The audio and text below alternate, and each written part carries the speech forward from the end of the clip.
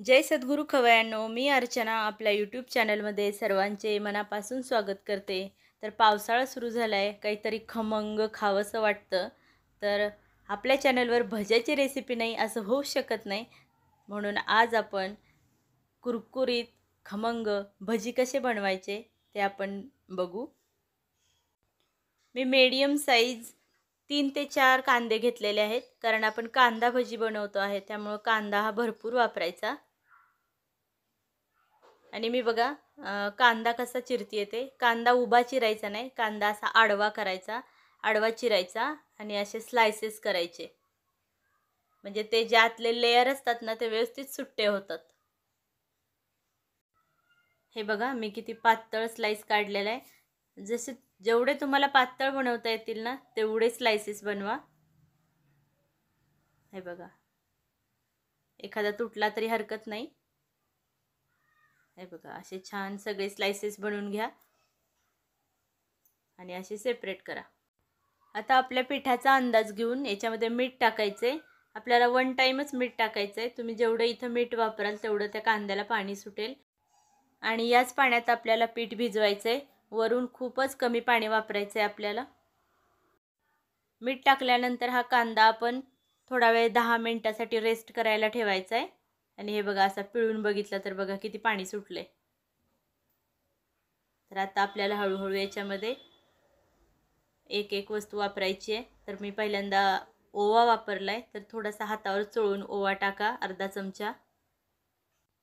ओवा टाकल्यानंतर आता आपल्याला लाल चटणी टाकायची आहे याच्यामध्ये.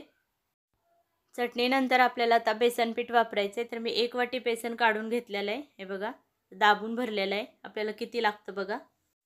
असं थोडं थोडं करत बेसन ॲड करा याच्यामध्ये आणि आपलं भज्याचं बॅटर तयार करा. मी त्याच वाटीतलं आणखी थोडं बेसन वापरलेलं आहे. हे बघा. आणि ह्या स्टेजला आता आपल्याला थोडंसं 1-2 चमचे तांदळाचं पीठ वापरायचं आहे. त्यामुळे आपले भजी मस्त कुरकुरीत होतात. तुमच्याकडे जर तांदळाचं पीठ नसेल तर 2 चमचे तांदूळ मिक्सरला बारीक करून घ्या. मी पण तसंच केलेलं आहे. आता वाटीतलं पूर्ण बेसन वापरलेलं आहे. म्हणजे एकंदर आपल्याला 1 वाटी असं दाबून घेतलेलं पीठ लागलं. आता ह्या स्टेजला थोडंसं पाणी असं 1-2-3 चमचे पाणी घेतलं तरी चालेल.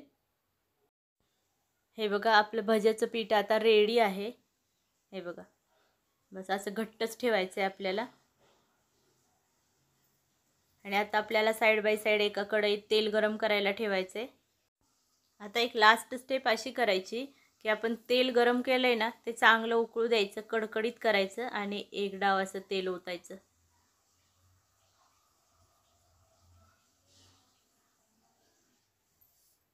यामुळे काय होतं आपले भजीना एकदम कुरकुरीत होतात. मोहन घालण्यासाठी आत्ता आपण तेल कडकडीत गरम केलं होतं. तर भजी तळायला आपल्याला एवढं कडकडीत तेल नको आहे. तर त्याच्यासाठी 1 मिनिटभर गॅस बंद करा आणि नंतर आपले भजी टाकायला सुरुवात करा. हे बघा मी जसे भजी पसरून टाकते ना तसेच टाका.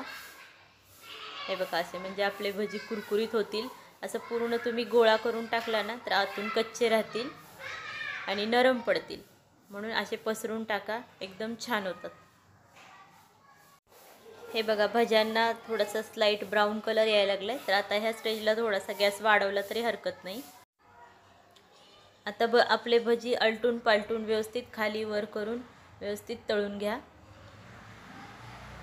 आणि नंतर शेवटी जे बुडबुडे कमी होतात तेव्हा पण गॅस कमी ठेवा. म्हणजे सुरुवातीला कमी ठेवा, नंतर मध्यंतरी थोडासा वाढवला तरी चालेल आणि शेवटी परत कमी करा.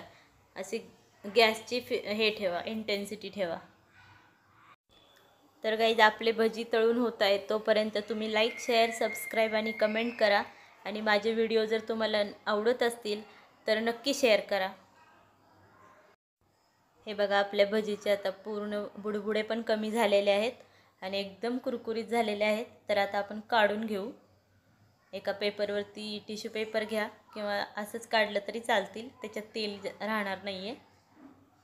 हे बघा किती सुंदर आलेत, मस्त. ह्याला आमच्याकडे खेकडा भजी पण म्हणतात. तुमच्याकडे काय म्हणतात तुम्ही नक्की कमेंट करून पाठवा.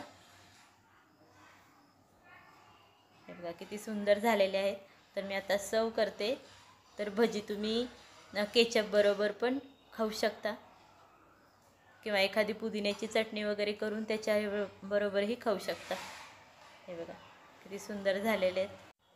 तर भजी नक्की करून बघा. तर भेटू पुढच्या रेसिपीमध्ये. तोपर्यंत जय सद्गुरू.